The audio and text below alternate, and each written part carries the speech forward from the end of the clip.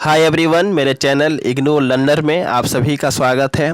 दोस्तों, मैं इस वीडियो में आप सभी के लिए बीपीएससी 131 का सबसे महत्वपूर्ण प्रश्न समानतावाद के कुछ मूल सिद्धांत के बारे में जो है इस वीडियो में चर्चा करेंगे।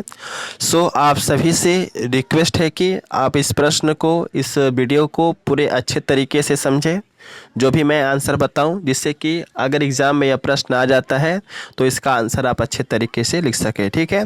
और स्टार्टिंग करने से पहले मैं आप सभी को बता दूं कि चैनल पे अगर आप पहली बार आए हैं तो सबसे पहले चैनल से जुड़ जाइए, क्योंकि इस चैनल पे आपके जितने भी सब्जेक्ट हैं सभी सब्जेक्ट के इम्पोर्टेंट क्वेश्चंस के वीडियो विथ आंसर आपको प्रोवाइड की जाती है।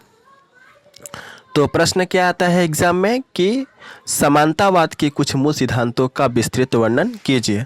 तो सबसे पहले आपको आंसर के अंतर्गत समानता का क्या अर्थ होता है यह समझना काफ़ी ज़रूरी है, इसलिए आपको हेडिंग के तौर पे देना है समानता का अर्थ। इस हेडिंग के अंतर्गत आप लिखेंगे कि समानता से तात्पर्य ऐसे सामाजिक व्यवस्था से है जिसमें रहने वाले सभी सामाजिक लोगों को समान रूप से सभी मौलिक अधिकार प्रदान किए जाते हैं। यानी कि हमारे भारतीय संविधान में बहुत सारे मौलिक अधिकार हैं जो समाज में रहने वाले सभी लोगों को समान रूप से प्रदान की जाती है। तो क्या समझे आप कि समानता से तात्पर्य ऐसी सामाजिक व्यवस्था से है जिसमें रहने वाले सभी सामाजिक लोगों को समान रूप से जो है उनको सभी मौलिक अधिकार जो है प्रदान की जाती है, और उन सभी सामाजिक लोगों को समान रूप से प्रतिष्ठाएं भी मिलती हैं। यानी कि समाज में जितने भी लोग होते हैं सभी लोगों को समान रूप से जो है प्रतिष्ठाएं और मान मर्यादा सम्मान मिलता है। समानता के अंतर्गत किसी भी सामाजिक व्यक्ति के जाति, धर्म, मजहब, भाषा आदि के आधार पर किसी भी प्रकार का जो है भेदभाव नहीं किया जाता है। क्या समझे आप कि समानता के अंतर्गत जो है किसी भी समाजी व्यक्ति के जाति, धर्म, मजहब, भाषा आदि के आधार पर जो है किसी भी प्रकार का भेदभाव नहीं किया जाता है, बल्कि समाज में रहने वाले सभी लोगों को एक समान दृष्टि से देखा जाता है।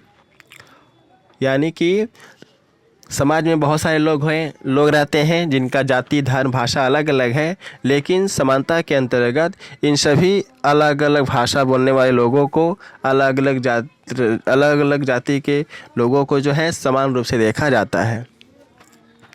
इसके अतिरिक्त समानता के अंतर्गत व्यक्ति के लिंग और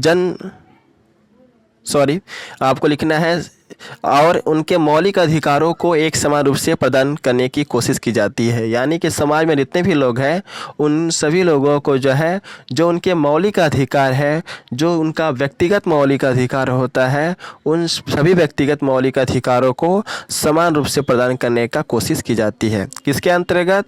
समानता के अंतर्गत। इसके अतिरिक्त समानता के अंतर्गत व्यक्ति के लिंग और जाति के नाम पर कोई भी भेदभाव नहीं किया जाता है। हमारे भारतीय संविधान में समानता से संबंधित अनेक प्रकार के जो है प्रावधान, अनेक प्रकार के जो है प्रोविज़न मौजूद है।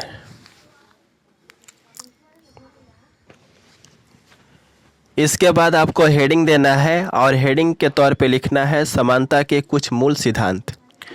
इसके अंतर्गत आप लिखेंगे कि समानता के कुछ मौलिक सिद्धांत निम्नलिखित है, जिसको हम निम्न केंद्र बिंदु के तहत जो है व्याख्या कर सकते हैं। तो सबसे पहले आता है पहला सिद्धांत। ठीक है।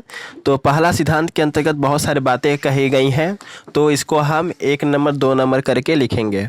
तो सबसे पहला नंबर में लिखना है कि समानता के अंतर्गत पहले सिद्धांत के अंतर्गत जो है यह बताया गया है कि यह संसार के समाज में जितने भी लोग रहते हैं सभी लोगों को उनके जीवन में विभिन्न प्रकार के कर्तव्यों का पालन करना चाहिए। यह समानता का सबसे प्रमुख सिद्धांत है।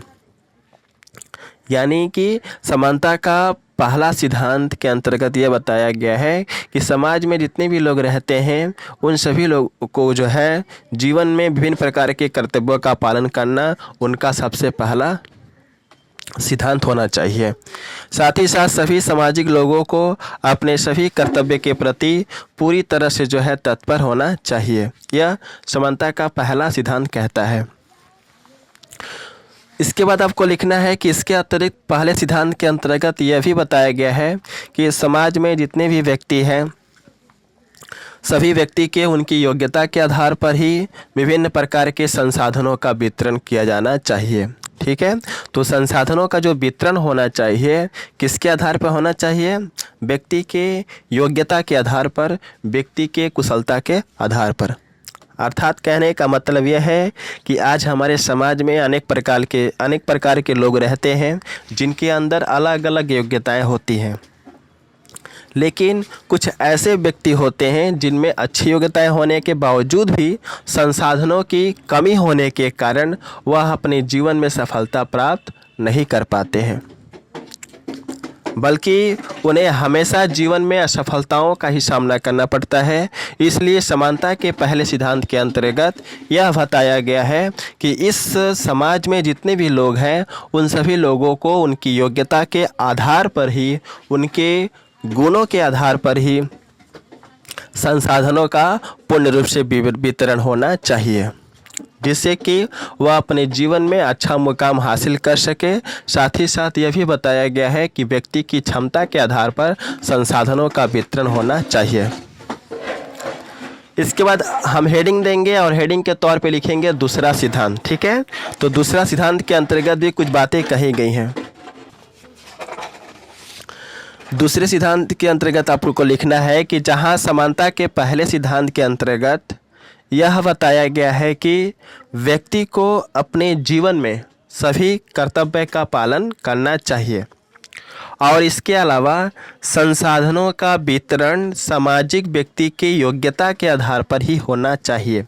वहीं दूसरी तरफ समानता के दूसरे सिद्धांत के अंतर्गत यह बताया गया है कि समाज के सभी व्यक्तियों को उनके आवश्यकता के अनुसार और उनके ज़रूरत के अनुसार संसाधनों का वितरण किया जाना चाहिए। यानी कि लोगों के बीच में जो संसाधनों का वितरण होना चाहिए व्यक्तियों के आवश्यकता के अनुसार और उनके ज़रूरत के अनुसार होना चाहिए, जिससे कि वह अपने जीवन में सफलता हासिल कर सके। किसी भी राज्य का सबसे महत्वपूर्ण उत्तरदायित्व हो बनता है कि एक समाज के लोगों को जो आधारभूत आवश्यकता है जैसे रोटी, कपड़ा, मकान, इन सब की पूर्ति प्राथमिक रूप से पहले होना चाहिए और दी जानी भी चाहिए। तो आई थिंक आप समझ गए होंगे इस प्रश्न का आंसर। और यहाँ पे मैं कहना चाहूँगा कि अगर आपको इसका PDF चाहिए तो आप टेलीग्राम चैनल को ज्वाइन कीजिए। वीडियो के डिस्क्रिप्शन में टेलीग्राम चैनल है, अलग से प्लेलिस्ट है जहाँ पे बहुत सारा वीडियो है। सारे वीडियो को देखिए जिससे कि आप इस सब्जेक्ट में अच्छा स्कोर कर पाए। So best of luck for all of you for your exam and thanks for watching my video. जय हिंद, वंदे मातरम।